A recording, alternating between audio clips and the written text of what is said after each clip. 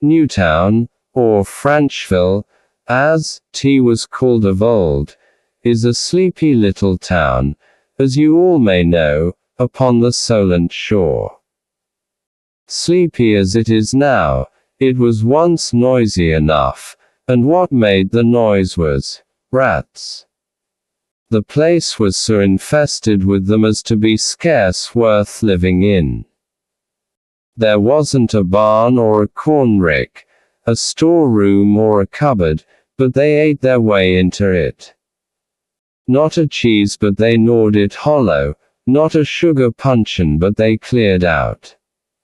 Why, the very mead and beer in the barrels was not safe from them. They'd gnaw a hole in the top of the tun, and down would go one master rat's tail, and when he brought it up round would crowd all the friends and cousins, and each would have a suck at the tail. Had they stopped here it might have been borne. But the squeaking and shrieking, the hurrying and scurrying, so that you could neither hear yourself speak nor get a wink of good honest sleep the livelong night.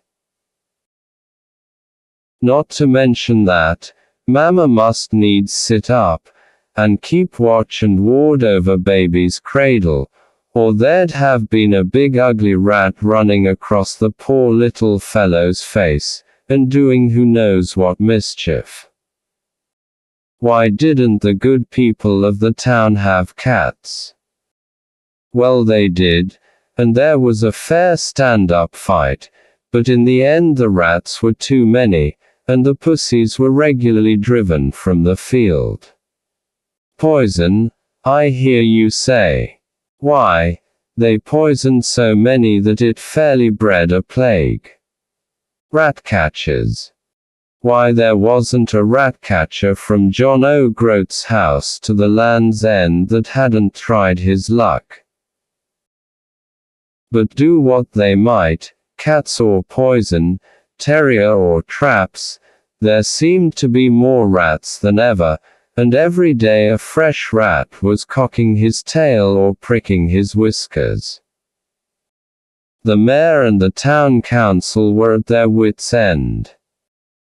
As they were sitting one day in the town hall racking their poor brains, and bewailing their hard fate, who should run in but the town beadle. "Please your honor," says he, "here is a very queer fellow come to town. I don't rightly know what to make of him." "Show him in," said the mayor, and in he stepped. A queer fellow, truly. For there wasn't a color of the rainbow but you might find it in some corner of his dress, and he was tall and thin, and had keen piercing eyes. "I'm called the Pied Piper," he began.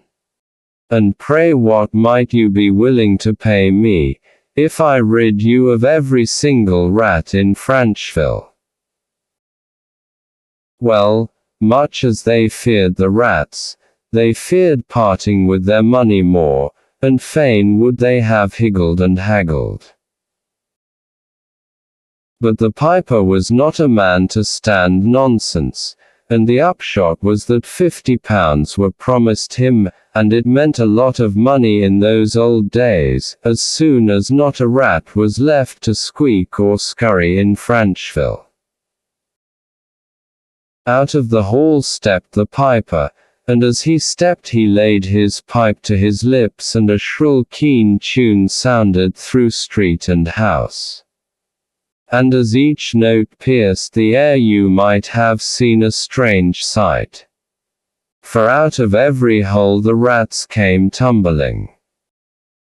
There were none too old and none too young, none too big and none too little to crowd at the piper's heels and with eager feet and upturned noses to patter after him as he paced the streets. Nor was the piper unmindful of the little toddling ones, For every 50 yards he'd stop and give an extra flourish on his pipe just to give them time to keep up with the older and stronger of the band. Up Silver Street he went, and down Gold Street, and at the end of Gold Street is the harbour and the broad Solent beyond. And as he paced along, slowly and gravely, the townsfolk flocked to door and window, and many a blessing they called down upon his head. As for getting near him, there were too many rats. And now that he was at the water's edge, he stepped into a boat, and not a rat, as he shoved off into deep water, piping shrilly all the while, but followed him, plashing, paddling, and wagging their tails with delight. On and on he played and played until the tide went down, and each master rat sank deeper and deeper in the slimy ooze of the harbour, until every mother's son of them was dead and smothered. The tide rose again, and the piper stepped on shore, but never a rat followed. You may fancy the townsfolk had been throwing up their caps and hurrying and stopping up rat holes and setting the church bells a-ringing. But when the piper stepped ashore and not so much as a single squeak was to be heard, the mayor and the council, and the townsfolk generally, began to hum and to ha and to shake their heads. For the town money chest had been sadly emptied of late, and where was the £50 to come from? Such an easy job, too. Just getting into a boat and playing a pipe. Why, the mayor himself could have done that if only he had thought of it. So he hummed and hawed, and at last, "Come, my good man," said he, "you see what poor folk we are. How can we manage to pay you £50? Will you not take 20?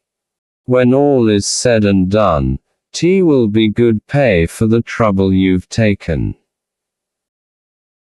£50 was what I bargained for, said the piper shortly, and if I were you I'd pay it quickly. For I can pipe many kinds of tunes, as folk sometimes find to their cost. Would you threaten us, you strolling vagabond? Shrieked the mayor, and at the same time he winked to the council. "The rats are all dead and drowned," muttered he, "and sir, you may do your worst, my good man," and with that he turned short upon his heel. "Very well," said the piper, and he smiled a quiet smile. With that he laid his pipe to his lips afresh, but now there came forth no shrill notes, as it were, of scraping and gnawing, and squeaking and scurrying, but the tune was joyous and resonant, full of happy laughter and merry play.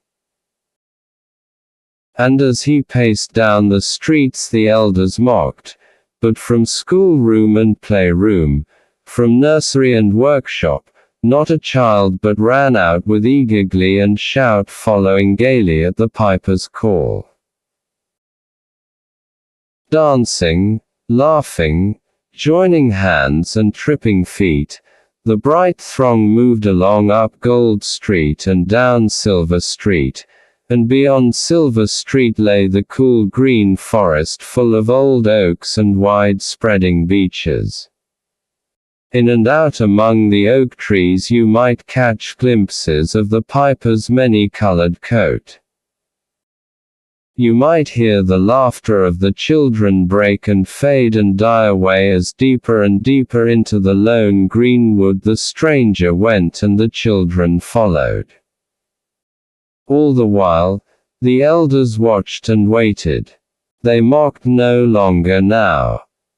And watch and wait as they might, Never did they set their eyes again upon the piper in his party-colored coat. Never were their hearts gladdened by the song and dance of the children issuing forth from amongst the ancient oaks of the forest.